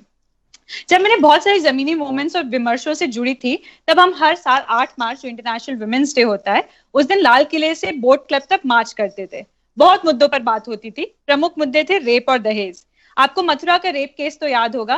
दर्शकों के लिए मैं बता दूं, मथुरा के रेप केस में एक 14-16 साल की आदिवासी बच्ची को 2 पुलिस ऑफिसरों ने उनका रेप किया था। जब वो अपना एक केस लेके पुलिस थाने में दर्ज कराने गई थी। बहुत सारी दहेज रिलेटेड जो मृत्यु होती है, कैसे इन महिला संगठनों ने इन पे कार्रवाई कानून की मांग की। एक अजम्पशन है हम सबके बीच कि घरेलू हिंसा, यौन उत्पीड़न के सिर्फ गरीबों में, अनपढ़ों में या कच्ची बस्ती में रहने वालों में होता है। एक कमांडर इन चीफ की वाइफ की तरह कोचीन में मैंने सबसे पहला काम सेलर्स और ऑफिसर्स की बीवियों को शिक्षा या एजुकेशन, रियलिटी की एजुकेशन से फेमिलियर कराने का किया। मैंने काफी मीटिंग्स में, वो जो कॉफी वाली मीटिंग्स थी, उनमें पितृसत्ता, घरेलू हिंसा, समाज में फैली हुई इस पर चुप्पी पर सवाल उठाने शुरू किए। तो ऐसा हुआ, इन मीटिंग्स के बाद बहुत सारी ऑफिसर्स की वाइफ्स मेरे पास आई और बोली कि हम अकेले में आपसे बात कर सकते हैं। उनकी बात जब मैंने प्राइवेट में सुनी तो ऐसा लगा कोई डैम टूट गया है, कोई बांध टूट गया है। इसी के साथ हमने अपने सबसे सफल कार्यक्रम सखी को शुरू किया, जो एक काउंसलिंग सेंटर था और सर्विस भी, जो नेवी वाइव्स वेलफेयर एसोसिएशन के तहत बनाया गया था। इसी तरह हमने 8 मार्च को सेलिब्रेट करना स्टार्ट किया नेवी में। मैं उन्हीं के आंसर को एक्सटेंड करते हुए बस एक बात अपनी तरफ से जोड़ना चाहती हूँ कि हम लोग जब आर्मी इमेजिन करते हैं, आर्मी ऑफिसर्स और आर्मी ऑफिसर्स की वाइफ्स को भी हमें सोचना चाहिए कि वो उस परिवार से जुड़ती हैं जो आर्मी में लोग हैं, वो उस चीज को सपोर्ट करती हैं, वो उसमें पार्टिसिपेट होती हैं, उनके बारे में बात करनी चाहिए। तो उनका ये कहना कि सखी जो उन्होंने सक्सेसफुल प्रोग्राम स्टार्ट किया जिसमें डोमेस्टिक वायलेंस के केसेस लोगों ने प्राइवेटली उनसे डिस्कस किए, ये एक बहुत थोड़ी सी प्रॉब्लमैटिक बात हो जाती है कि क्या हम अभी भी उस एक लूप में फंसे हुए हैं जहाँ पे यूनिफॉर्म पहनने के बाद भी एक आदमी उसी तरह की जेंडर इंसेंसिटिव हरकतें कर सकता है? क्या हमें इसके बारे में बात नहीं करनी चाहिए? क्या हमें समाज का हिस्सा नहीं मानना चाहिए आर्मी को? ये बात करते हुए बस मैं इसी के साथ ललिता रामदास जी का आंसर एंड करना चाहूंगी। मयंक, हेलो। जी जी, मैं अपना दरअसल माइक्रोफोन जो है वो ऑन कर रहा था। मैं आप लोग जब बोलते हैं तो उसको ऑफ कर देता हूँ। दरअसल यही बात हम लोग बार बार दोहरा रहे थे। मेरी कुछ मित्र हैं पुरानी जिनके साथ मैंने टेलीविजन में काम किया पिछले 12-13 साल में, और कुछ मेरी कॉलेज की दोस्त हैं जो अब किसी सर्विसमैन की पत्नी है। उनमें से लगभग आधी जो है, आधी की कोई राय नहीं है जैसे हमारे समाज में महिलाओं की नहीं होती है, या वो नहीं बोलना चाहती हैं, देना नहीं चाहती है राय अपनी। लेकिन जो बाकी आधी हैं उनका ये कहना है कि हमको केवल एक ट्रॉफी की तरह जो है वो रखा जाता है, यानी कि हमको सम्मान दिया जाता है। जो बात अनुमा जी ने कही कि उठ के खड़ा होना, सम्मान देना, सबसे बड़ा अफसर खड़ा हो जाएगा, पर उसके अलावा हमसे एक्सपेक्ट किया जाता है कि हमें जो कुछ भी करना है, हम जो तय कर दिए हैं नियम पुरुषों ने आर्मी में, हम उसके हिसाब से करेंगे। हम इस तरह के कपड़े पहनेंगे, इस तरह से चलना होगा, इस तरह से बोलना होगा। एक आर्मी अफसर की पत्नी उसकी पार्टनर से कहीं ज्यादा उसकी एक ट्रॉफी होती है, जिसके अच्छे दिखने, अच्छे रहने, अच्छे कपड़े पहनने, अभिरुचि संपन्न जिसे कहते हैं शुद्ध हिंदी में, अंग्रेजी में जिसे कहते हैं इलीट, उस तरह का होने से उसकी जो हैसियत है फोर्सेस के अंदर, न केवल उस पर फर्क पड़ता है, अपने बर्ताव से कई बार अफसरों को इंप्रेस करने की जिम्मेदारी भी उस पर डाल दी जाती है। और मैं ये नहीं कह रहा हूं कि आर्मी में ऐसा कोई लिखित नियम है, पर जो पितृसत्ता समाज की है वो कैसे वहां जाती है। और अगर घर पे अफसर आया है तो खाना सर्व करने से लेकर ग्रीट करने तक की जिम्मेदारी उस महिला की है, जैसा कि बाहर होता है। और अगर उसको कुछ करना है जिसको समाज सेवा कहा जाता है, ये अपने आप में एक शब्द ही बड़ा गड़बड़ है, समाज सेवा, तो उसको स्पेसिफिक टाइप की ही करनी है। सिविलियन से बहुत ज्यादा दोस्ती रखने की ऐसा जरूरत नहीं है। पब्लिकली आपको अपना एक स्टेटस मेंटेन करना है, क्योंकि आप सर्विसमैन की पत्नी हो। ये उन महिलाओं पे लागू नहीं है जो खुद भी सर्विस में है, जो सर्विस में नहीं है और पत्नी है। तो अनुमा जी, इससे आप कितनी सहमत है? चूंकि मैं उन महिलाओं का नाम नहीं ले सकता हूं, इसलिए मैं केवल उनको कोट कर दे रहा हूं एनोनिमसली, उनकी निजता बचाने के लिए। थोड़ा नजरिए का भी फर्क हो सकता है, क्योंकि देखिए फौज में एज अ विमेन ऑफिसर हमारे हर ओकेजन के अलग अलग ड्रेस कोड होते हैं जी। अगर हमको इवनिंग पार्टी में जाना है और हमें बताया है ड्रेस नंबर 10, तो हम ड्रेस नंबर 10 में जाएंगे। ड्रेस नंबर्स हमारे होते हैं। लेकिन वो अफसर, ये तो विमेन ऑफिसर सुनिए की ना, बात है। हाँ सुनिए ना, मैं एक पूरी परंपरा की बात कर रही हूँ, एक जी इंस्टीट्यूट की बात कर रही हूँ। जी जी जी एज अ जेंटलमैन ऑफिसर और as an officer, lady officer, हमारे साथ ये है कि हम एक प्रेजेंटेबल तरीके से लोगों के सामने प्रस्तुत हो, और अलग अलग ओकेजन्स पे, क्योंकि बहुत सारे ओकेजन फॉर्मल ओकेजन्स होते हैं, तो उसमें अगर ये माना जाता है आमतौर पर, वैसे नेवी में ऐसा कुछ नहीं है, लेकिन आर्मी में जनरली एक साड़ी पहनने को ऐसा कहा जाता है कि फॉर्मल ओकेजन्स में आमतौर पर साड़ी पहनी जाती है। एयरफोर्स में किसी तरह का कोई डिफाइंड रूल नहीं है कि आपको यही करना है। हाँ, किसी दिन ड्रेस कोड होता है कि आज आपको पिंक कलर की साड़ी पहने, तो ये उसमें नहीं होता है कि आपके ऊपर कोई इम्पोजिशन है। मैं समझती हूँ एक नजरिए का भी फर्क हो जाता है कई बार, और ये भी है, इसका स्टेटस से उतना शायद ताल्लुक नहीं है जितना डिसिप्लिन से है, क्योंकि ये जो पूरा परकुलेट होता है फैमिली के ऊपर होता है।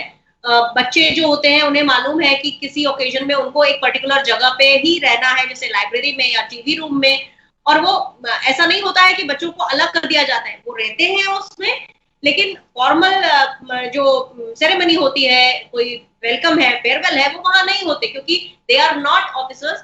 और हमेशा हर काम आर्म फोर्सेस की एक अच्छी बात समझ लीजिए, मुझे तो ये बड़ा अच्छा लगता है कि कोई भी फंक्शन हो उसमें विमेन, उनकी जो लेडी है वो आती है। ऐसा कितने लोग करते हैं सिविल में, आमतौर पर आप देखिए, जैसे भी जो सिविल में जेंटलमैन अलग अपना एंजॉय करते हैं, लेडीज अलग करते हैं, तो मुझे तो लगता है कि बड़ा अच्छा प्लेटफॉर्म मिलता है कि दोनों को साथ में आना है, एक तरह का जो डिसिप्लिन एक ऑफिसर का है, तो ये कंडक्ट एक का तरीका है, सोशल बिहेवियर उस तरह का है। मैं नहीं मानती, मुझे तो नहीं लगता कि ये स्टेटस बनाने की कोई जद्दोजहद है। ये इस तरह से है कि आप जब किसी के सामने घर में निकली, जैसे हम कई बार देखते हैं महिलाएं गाउन में घूमती होती हैं, आप किसी आर्म फोर्सेस ऑफिसर की वाइफ को गाउन में दिन के 2 बजे तक घूमते हुए नहीं पाएंगे। वो हमेशा आपके सामने एक जो कपड़े पहनने चाहिए, ऐसा नहीं है कि वो पैंट शर्ट नहीं पहन सकते, सब पहन सकते हैं, लेकिन कम से कम वो ऐसा होना चाहिए कि आप बिल्कुल बिखरे हुए एक ऐसे व्यक्तित्व के इंसान ना लगे। बहुत नॉर्मल सी, ये कोई एक्सपेक्टेशन भी नहीं है, मैं समझती हूँ ये तो वे ऑफ लाइफ है वहां पर। हाँ, लेकिन जो अगर किसी लेवल पे कुछ लोग काफी ऐसा सोचते हैं कि नहीं हमें नहीं पसंद है, तो वो दे कैन ऑलवेज, मैं नहीं जानती कि, क्योंकि मैं उस तरफ कभी रही नहीं हूँ, मैं तो हमेशा ऐसे ओकेजन्स में मुझे तो ऐसे इसीलिए जी इसमें कहीं एक और सवाल, जिसमें दरअसल सवाल जो दूसरा छुपा हुआ था वो ये भी है कि जो मैं पूछ नहीं पाया, अट्रैक्ट करने को आपने कहा था कि नहीं अट्रैक्ट करना नहीं, लेकिन हाँ इम्प्रेस करना एक जिम्मेदारी कई बार अफसर को, जो मतलब अगर वो घर आया है खाने पे तो ये पत्नी की जिम्मेदारी हो गई, या पुरुष जो है वो मतलब वो खाना सर्व करे, तो बेसिकली जो बराबरी हम चाहते हैं, और मैं ये नहीं कह रहा हूं कि बाहर के समाज में है, मेरा सवाल ही यही है कि जिस तरह का सिस्टम बाहर के समाज में है वही अंदर भी वैसे ही जा रहा है। लेकिन एक दूसरी बात और है कि पिछले 12-15 साल में अगर हम डेटा देखें तो लगातार आर्म फोर्सेस में जो मेल ऑफिसर्स हैं उनके फ्रस्ट्रेशन का लेवल या सुसाइड्स में अचानक से बढ़ोतरी हुई, और ये लंबे समय से पिछले 15 साल से डेटा बढ़ता जा रहा है हर साल। क्या ऐसा भी है कि कई बार जो महिला उनकी पार्टनर है, जो उनकी पत्नी है, इसका असर क्या पड़ता है उनके बर्ताव पे घर जाके, जो उनका, क्योंकि जैसे आपने अभी एक बात कही, बहुत बहुत जरूरी बात है कि एक महिला ऑफिसर के तौर पे छुट्टी मांगना अपने आप में एक बहुत बड़ा जो है वो चिंता वाला काम था। क्या इन सब चीजों का असर एक महिला कर्मचारी के, एक महिला आर्मी अफसर के जो जीवन है, क्या उस पर असर नहीं पड़ता है उसका? क्योंकि अंदर अंदर कहीं ना कहीं आप परेशान तो होते ही है ना। दोनों तरफ से पड़ता है। जो भी आपका स्पाउस है, अगर वो लेडी है तो उसे फर्क पड़ेगा ही कि उनके हस्बैंड, क्योंकि आर्म फोर्सेस देखिए, जैसे मैंने बोला आपको पहले कि उनके लिए करियर को ज्यादा सीरियस माना जाता है, विमेन ऑफिसर्स के लिए तो जस्ट अनदर ऑप्शन माना जाता है।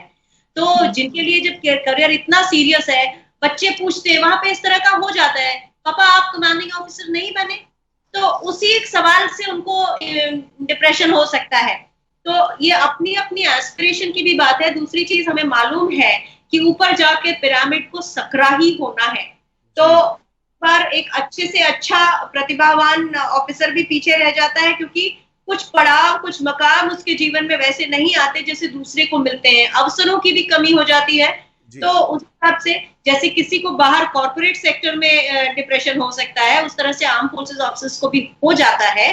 और चूंकि वहां पर इस पूरी कहानी का संबंध उसको आगे मिलने वाली बड़ी जिम्मेदारियों से होता है, तो इसका असर और भी ज्यादा पड़ जाता है। कहीं डेफिनेटली वो पूरे घर के ऊपर उसका असर पड़ता है, फैमिली के ऊपर, वाइफ के ऊपर भी और बच्चों के ऊपर भी। जबकि women officers when she loses out, उसका उनके साथ तो एक और चीज होती है आमतौर पर, जैसे कि हमारे सारे बैचेस जो मैंने देखे हैं, अगर जिन भी जेंटलमैन ऑफिसर्स ने विमेन ऑफिसर से शादी की, उनका करियर तो खत्म ही समझिए।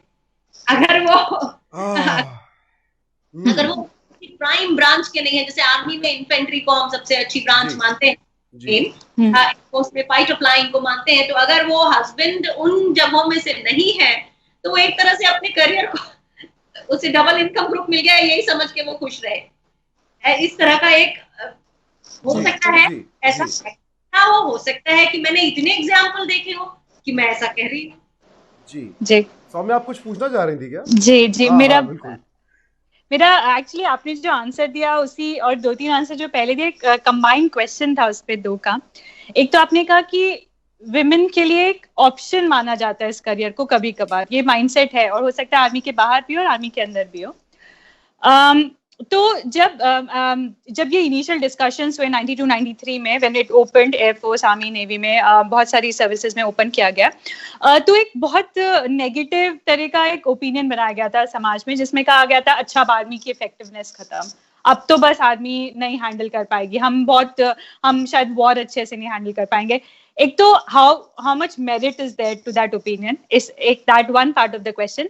And second part of the question is combat, because usually हम लोग जितनी बार डिफेंस सर्विसेज सोचते हैं, एक पॉपुलर इमेजिनेशन है कि सिर्फ कॉम्बैट है, लोग कहीं पे बंदूक लेके खड़े हैं, या लोग सिर्फ फाइटर जेट्स उड़ा रहे हैं, या फिर नेवी की आपकी कुछ मतलब मिलिट्री टाइप की कोई चीज ही हो रही है। There is nothing else given importance, and that goes for both the genders, not just women.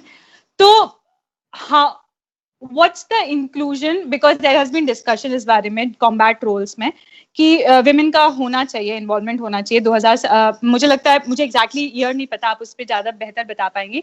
तो एक तो ये कि वो जो माइंडसेट है कि अब आर्मी अच्छा नहीं कर पाएगी क्योंकि विमेन आ गई है, और एक ये कि कॉम्बैट रोल्स में विमेन के आने तक में भी इतना टाइम लग गया, या उसके बारे में डिस्कशन होने में भी इतना टाइम लग गया। तो इन दोनों पे आपको क्या लगता है पर्सनली? मैं एक बात आपसे पूछती हूँ, आपने किसी वुमेन ऑफिसर को ये कहते सुना है कि हमें कॉम्बैट रोल मिलना चाहिए?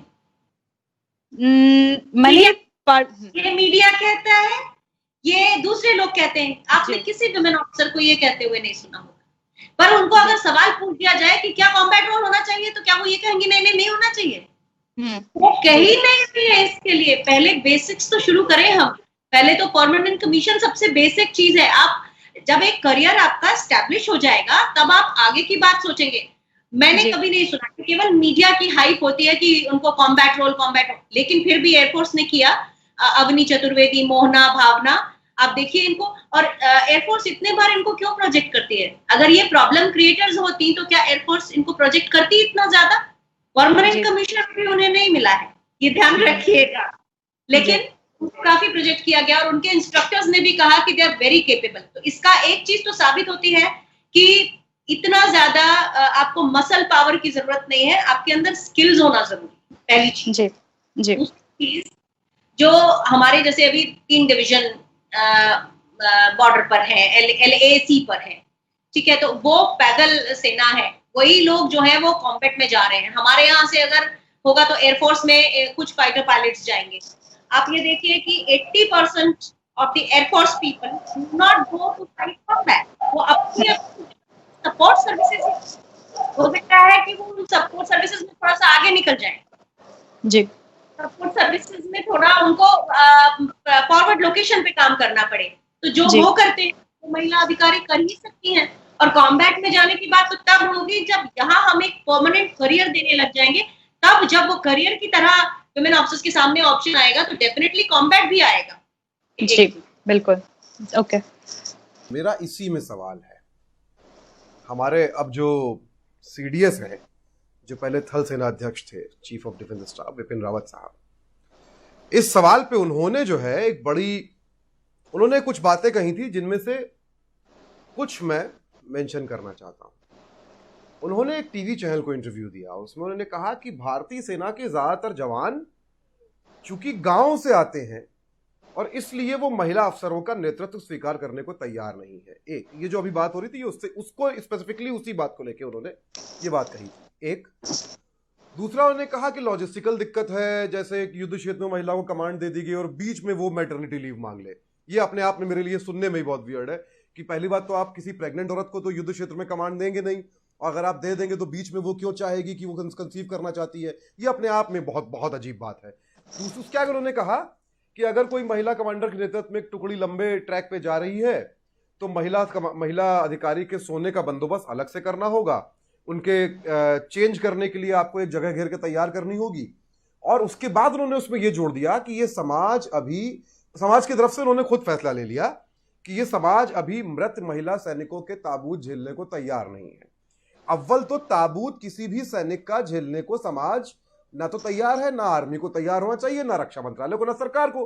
किसी भी सैनिक का ताबूत झेलने को तैयार कोई नहीं होगा, बल्कि किसी व्यक्ति का भी ताबूत नहीं झेलने को कोई तैयार होगा। क्यों तैयार होगा? आपकी इस बारे में आप कितनी सहमति रखती हैं विपिन रावत की इस बात से? मतलब ये अपने आप में ये पूरी तरह से आप लेजिटिमाइज कर दे रहे हैं पैट्रियार्की की सोच को।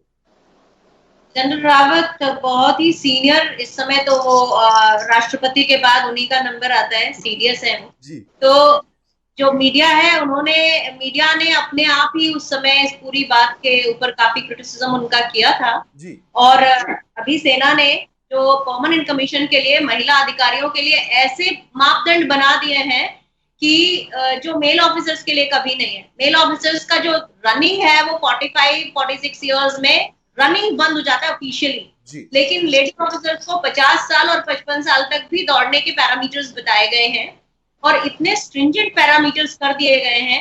और मुझे मालूम है कि अगर महिलाओं को ये दिख गया तो जो चुनौती उन्होंने पहले ली है वो चुनौती फिर लेंगी और वो उनपे भी हमेशा खरा उतरेंगी। ये चीज एयरफोर्स और नेवी में अभी नहीं है, लेकिन नेवी ने एक और काम किया है कि अगर उनको परमानेंट कमीशन देना है तो पहली चीज तो वैकेंसी होनी चाहिए, दूसरी चीज एलिजिबिलिटी होनी चाहिए, और तीसरी चीज जो मैंने सुनी है, हो सकता है ये उतनी सही ना हो, लेकिन chief of the naval staff का रिकमेंडेशन चाहिए। अब बताइए, आप एक ऑफिसर के लिए chief of the naval staff recommendation लिखेंगे और वो कैसे पता चलेगा कि वो कैसी है? अल्टीमेटली तो वो फीडबैक ही लेंगे दूसरों से। तो इस तरह की जो बातें हैं, एक्स्ट्रा ऑर्डिनरी पैरामीटर्स बनाना, जानबूझ के बनाना, और chief of the naval staff के रिकमेंडेशंस, इन सब चुनौतियों से भी महिला अधिकारी जो हैं वो निकल के बाहर आएंगी। आप देखिएगा आगे चल के आर्म फोर्सेस में वो एक बहुत ही ज्यादा फ्रूटफुल जो है रोल अदा करेंगी, अभी भी कर रही हैं। तो हम लोग, और आगे चल एक रूटीन बात जी हम लोग अपने जीवन काल में मतलब महिला सीडीएस देख लेंगे। जनरल रावत की जगह कोई महिला बैठी होगी। ये एक मेरा मिशन भी है। जिस दिन परमानेंट कमीशन वाले रास्ते से एंट्री लेवल शुरू हो जाएगा, जिस दिन एनडीए में महिला अधिकारी आ जाएंगी, उस दिन से लेकर और उसका आप 10 साल और काउंट कर लीजिए, वो 10 साल के बाद जो लोग आएंगे, first 10 years in NDA of women, उसके बाद के 40 years, मुझे पता नहीं आपकी क्या उम्र है, आप शतायु हो और आप ये देख लें। मेरा एक सवाल मेरे दिमाग में तब से लगातार घूम रहा है। आपने एक बात कही थी कि महिलाएं चूंकि ज्यादा एम्पैथेटिक होती हैं, एक आपकी ये बात, और एक फैक्ट कि ऑलरेडी हमारी फोर्सेस में अफसरों की पिछले 5-6 साल से भारी कमी है। 5 साल तो लगभग हो ही गए। शुरुआत 10 साल पहले 2010 के आसपास ये शुरुआत हो चुकी थी। हाँ, 2010 में ये बज़ हो गई थी, मीडिया में भी खबरें आने लगी थी कि अफसरों की कमी है, और करगिल के बाद से ये प्रोसेस शुरू हो गई थी, बातचीत सारी शुरू हो गई थी। तो क्या ये बेहतर नहीं है कि महिला अफसर ढेर सारी हो, परमानेंट कमीशन पाके आए, जिससे ना केवल अफसरों की कमी पूरी हो बल्कि हमारी सेनाएं जो हैं वो ज्यादा मानवीय भी बने? अब मैं चाहती हूँ कि आपकी उम्मीद पूरी हो, क्योंकि एक बहुत सालों से महिलाओं का 70% 30% वाला राज्यसभा और लोकसभा में रिप्रेजेंटेशन का मुद्दा चल रहा है। तो मैं समझती हूँ जिस दिन हम सेना में कर लेंगे वो भी नहीं हो पाया है आज तक। जिस दिन वो हो जाएगा उस दिन हम ये मान लेंगे कि हाँ अब सेना में भी वो 30% 70% की एक राह बन गई है। तो पहले तो सरकारों को ये देखना पड़ेगा कि वो पहले ये चीजें पार्लियामेंट में सुनिश्चित करें, आगे चल के आर्म फोर्सेस में भी वो हो ही जाएगा। जी जी। सौम्या, आपका कोई सवाल है क्या? नहीं मयंक, मेरा कोई सवाल नहीं है। इसी के साथ जो है, बहुत बहुत शुक्रिया अनुमा जी। और जो दर्शक देख रहे हैं, मैं बताना चाहता हूं कि इंडियन आर्मी जो उसका एक बेसिक स्ट्रक्चर है, उसमें आर्मी के कैटेगराइजेशन होते हैं अलग अलग देशों में। चूंकि हम एक डेमोक्रेसी है और उसके पहले भी जब आप एक आज़ाद देश नहीं बने थे, तो इंडियन आर्मी या आर्म फोर्सेस जो भी है, वायुसेना, थल सेना या नौसेना, जल सेना जिसे कहते हैं, ये एक वॉलंटियर आर्मी है अपने तकनीकी आधार पे, स्ट्रक्चरल उसमें यानी कि यहाँ पे इस इन आर्म फोर्सेस में शामिल होने वाला हर शख्स अपनी मर्जी से इसमें शामिल होता है। बाकायदा वो दस्तखत करता है कागजों पे, और वो इस जोखिम को जानता है कि इस नौकरी के दौरान उसे युद्ध पर भेजा जा सकता है। इस दौरान वो गंभीर रूप से जख्मी हो सकता है या उसकी जान भी जा सकती है। वो इन कागजों पे हस्ताक्षर करता है। यानी कि एक वॉलंटियर आर्मी के तौर पे, एक डेमोक्रेसी की, हर शख्स, चाहे वो स्त्री हो या पुरुष, वो अपनी मर्जी से सेना में आ रहा है और वो इस जोखिम को जानता है, जो ताबूत वाली बात जनरल विपिन रावत ने बोली थी कि उसके साथ ये हो सकता है। इसका मतलब यह है कि जब कोई महिला भी सेना में आती है तो वो उस कागज पे हस्ताक्षर करती है, वो अपनी मर्जी से आती है, वो जानती है कि ये हो सकता है। और जब वो ये तमाम जोखिम जानते हुए आ रही है, यौन शोषण के मामलों का जिक्र कर दिया कि ये खतरा है, वो खतरा है, तो वो खतरा सेना के बाहर उसके लिए ज्यादा और सेना के अंदर कम नहीं है। वो सेना के बाहर भी उसके लिए वैसा ही खतरा है। 94% से अधिक मामलों में यौन शोषण करने वाले महिला के रिश्तेदार या करीबी परिचित ही होते हैं। युद्धबंदियों की बात जहां तक है, तो वियना कन्वेंशन है, और वियना कन्वेंशन जैसा पुरुषों के लिए है वैसा ही स्त्रियों के लिए है। बल्कि जाहिर सी बात है, महिलाओं के मामले में वियना कन्वेंशन ज्यादा सख्ती से लागू होगा। दुनिया भर के तमाम देश, उनकी महिलाएं युद्ध क्षेत्र में काम करती रही हैं। अफगानिस्तान और इराक के एग्जाम्पल हमारे सामने हैं। हालांकि मैं ये मानता हूं कि अफगानिस्तान और इराक दोनों ही नहीं होने चाहिए थे। मैं ये भी मानता हूं कि एक समय ऐसा आना चाहिए जब दुनिया में किसी भी देश को सेना की जरूरत शायद ना पड़े, हम ऐसी दुनिया एक बना पाए। लेकिन जब तक जरूरत है तब तक, या एक कार्य क्षेत्र के तौर पे, करियर के तौर पे, सुप्रीम कोर्ट को, सरकार को डांटना पड़े और युद्ध क्षेत्र में महिलाओं की तैनाती को लेकर सेना अध्यक्ष एक ऐसा बयान दे जो तार्किक ना हो, बल्कि सेना के जो उच्च स्तर के अधिकारी हैं उनकी सोच में जो पितृसत्ता है उसको दर्शाने लगे, इस पे सवाल करना जरूरी है। इसलिए नहीं कि हम सेना पर सवाल खड़ा करना चाहते हैं, इसलिए नहीं कि हम सेना के खिलाफ हैं, इसलिए कि एक बेहतर देश बनाने के लिए हमको बेहतर नागरिक होना चाहिए और एक बेहतर नागरिक को सवाल करते रहने चाहिए। जैसा अनुमा जी ने हमारे पिछले शो में कहा था कि मैंने बचपन से और सेना के अंदर भी सीखा कि सवाल कीजिए, क्योंकि सवाल करने के बाद जब सवाल बहुत बार हो जाते हैं तब जवाब ढूंढे जाते हैं। सेना के अंदर की महिलाओं ने लड़ाई नहीं लड़ी होती तो सुप्रीम कोर्ट ये आदेश नहीं देता।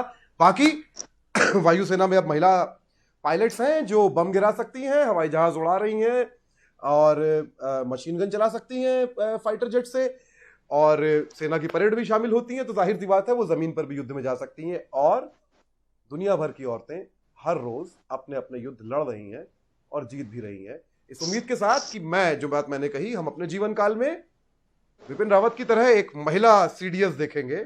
थल सेना, वायुसेना और नौसेना तीनों के कमांडिंग चीफ के तौर पे, चीफ इन कमांड के तौर पे हम जो है महिलाओं को देखेंगे। हम महिलाओं को हर जगह देखेंगे। वो केवल स्कूल की प्रिंसिपल नहीं होंगी, वो इस दुनिया को रास्ता दिखाएंगी, हमारे आगे चलेंगी, हम उनके पीछे चलेंगे शर्मिंदा पुरुषों की तरह। इसी के साथ एक बार फिर आप सबका शुक्रिया। अनुमा जी आपका शुक्रिया अपना समय देने के लिए इतना सारा। सौम्य आपका शुक्रिया इतनी सारी रिसर्च करने के लिए। और एक खास शुक्रिया ललिता रामदास जी का, जिन्होंने समय निकाल के हमारे सवालों के जवाब हमको भेजे।